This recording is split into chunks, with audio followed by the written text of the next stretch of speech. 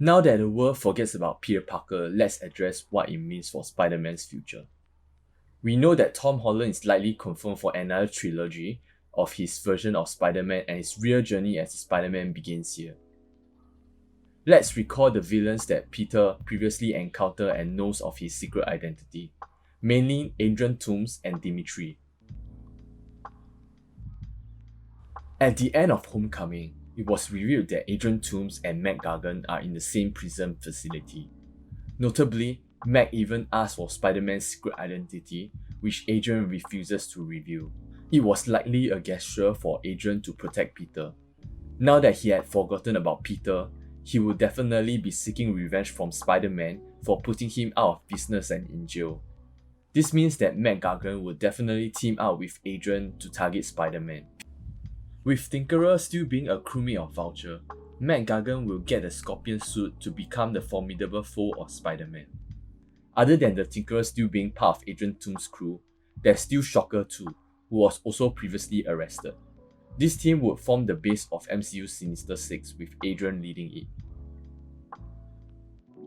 A villain that was foreshadowed in Far From Home was Dimitri. He was previously part of fake Nick Fury's crew to monitor and assist Peter during his mission. Although we will not know the exact reason why he would turn against Spider-Man in MCU, we could still make a guess based on the comic book materials. In the comic, Dimitri is an affiliate of the Gentleman, a wealthy man with strong reputation in the underworld. He partnered with Kingpin on several occasions. Likely after Far From Home, Dimitri would require a new job. There's a possibility that no one was willing to hire him after knowing he had previously worked with Spider-Man. This led to Gentleman taking him in and letting him work under his wing. Now that we have 5 villains within the Sinister Six, who will be the last villain to fill up the spot? Before I review the last Sinister Six member, do check out my video on how the symbiote coming into MCU means for Spider-Man and his life. If the Gentleman indeed appears in the future Tom Holland Spider-Man, he will definitely be tied with Kingpin.